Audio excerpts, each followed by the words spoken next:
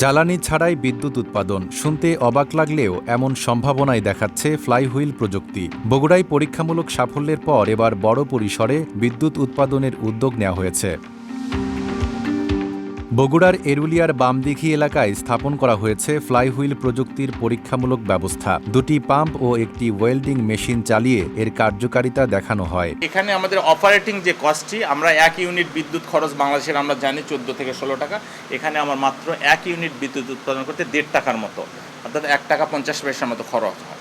এটা আমরা মনে করছি যে ছোট্ট একটি প্ল্যান্ট যদি পল্লী উন্নয়ন একাডেমিতে আমরা করতে পারি, এই জায়গায় 1 মেগাওয়াট বিদ্যুৎ উৎপাদন করার আমরা চেষ্টা করছি। এটা সরকারের সহযোগিতা চাচ্ছি মাননীয় সংসদ সদস্যের মাধ্যমে।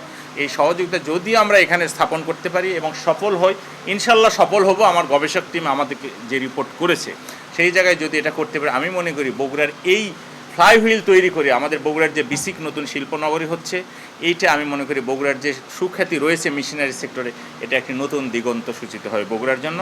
আর বাংলাদেশের জন্য যদি সফল হওয়া যায়, বিদ্যুৎ সেক্টরে একটা মূল, আমি মনে করি যে বিদ্যুৎ সাপ্লাইয়ের মূল একটি সেক্টর হিসাবে রচিত হবে। আরডিএ কর্মকর্তারা বলছেন 500 কিলোওয়াট ক্ষমতার দুটি মোটর ব্যবহার করে প্রযুক্তিটির কার্যকারিতা যাচাই করা হয়েছে। প্রাথমিক হিসাবে প্রতি ইউনিট বিদ্যুৎ উৎপাদনে খরচ হতে পারে প্রায় 1 টাকা 50 পয়সা। বিদ্যুৎ উৎপাদনে সফলতার পর এবার 25 কোটি টাকা ব্যয়ে 1 মেগাওয়াট ক্ষমতার পূর্ণাঙ্গ প্ল্যান্ট স্থাপনের প্রস্তাব করা হয়েছে। 2014 সাল থেকে এই প্রযুক্তি নিয়ে গবেষণা করছেন আরডিএর উপপরিচালক ডক্টর মনিরুল ইসলাম। RICL TMX, যুগের পর যুগ স্থাপনা থাকে মজবুত। আমরা 2004 সাল থেকে মূলত গবেষণা করি।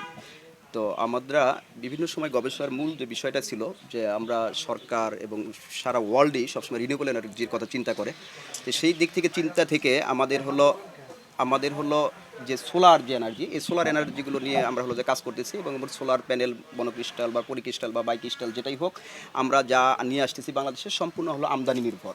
এবং যে আমাদের দেশে রোদ ভালো বা অন্যান্য দিক বিবেচনায় সোলারটা আমাদের দেশে বিভিন্নভাবেই ব্যবহার হচ্ছে, কিন্তু টোটাল বিষয়টাই হলো যে আমাদের যে দেশীয় টাকা এটা বাইরে চলে যাচ্ছে। এটা একটা গুরুত্বপূর্ণ ইস্যু। এই ইস্যুকে ফোকাস করে আমরা 2004 সাল থেকে আমরা যে ছোট্ট আকারে গবেষণা শুরু করি। আমরা মূলত ফ্লাইহুইল একটা টেকনোলজি, যেটা অনেক পুরাতন একটা টেকনোলজি। পুরাতন টেকনোলজি বলতে যে 1850 সালের দিকে বিভিন্ন বিশ্ববিদ্যালয়ে এটা নিয়ে গবেষণা হয়েছে। বগুড়া এবং Bangladesh flywheel green energy company, এই দুটা মিলে যৌথভাবে আমরা গবেষণা 2014 সাল থেকে করতেছি। এই গবেষণাটা আমরা প্রাথমিকভাবে সফল হয়েছি। এটা যে বাস্তবে রেপ্লিকেবল করা সম্ভব, কিন্তু এই বাস্তবে রেপ্লিকেবল করার জন্য একটা উন্নত মানের গবেষণা করার জন্য সরকারের আমাদের অর্থ দরকার। এই অর্থটা যদি সরকার দ্রুত দেয়, তাহলে 1 বছরের মধ্যে আমরা সফিস্টিকেটেড একটা 1 মেগাওয়াটের প্ল্যান করব। পরবর্তীতে এটা সরকার রেপ্লিকেশনে যাবে। এদিকে প্রকল্পটি বাস্তবায়নে সংশ্লিষ্ট মন্ত্রণালয় ও জলবায়ু ট্রাস্টে প্রস্তাব পাঠানো হয়েছে। উদ্যোগটিকে সম্ভাবনাময় বলছেন বগুড়া 6 আসনের সংসদ সদস্য রেজাউল করিম বাদশাও। এটা বাংলাদেশের একটা ঐতিহাসিক নিদর্শন হবে, একটা দৃষ্টান্তমূলক উদাহরণ হবে যে আমরা বগুড়ায় থেকে প্রথম একটা বিদ্যুৎ আমরা সাশ্রয়ী মূল্যে, আমরা যেটা শুনেছি মাত্র 1 কোটি টাকা দিয়ে এই মেশিনটা তৈরি করা সম্ভব। সেখানে সরকার যদি পৃষ্ঠপোষকতা দেয়, তাদের ফান্ডিংটা যদি দেয়, তাহলে তারা এগুলো তৈরি করে মার্কেট করতে পারবে। তারা এসে এটা পরিদর্শন করে এটার যদি তারা মনে করেন যে ফিজিবল, তো এইটা মাধ্যমে আমরা বাংলাদেশের বিদ্যুৎ অনেকাংশে আমরা লাঘব করতে পারবো। তবে পরীক্ষামূলক সাফল্যকে বাণিজ্যিক উৎপাদনে নিতে প্রয়োজন অর্থায়ন, প্রযুক্তিগত সহায়তা ও দীর্ঘমেয়াদী কার্যকারিতা যাচাই। উদ্যোগটি সফল হলে কম খরচে বিদ্যুৎ উৎপাদনে তৈরি হতে পারে নতুন সম্ভাবনা। Desk report, Dhaka post.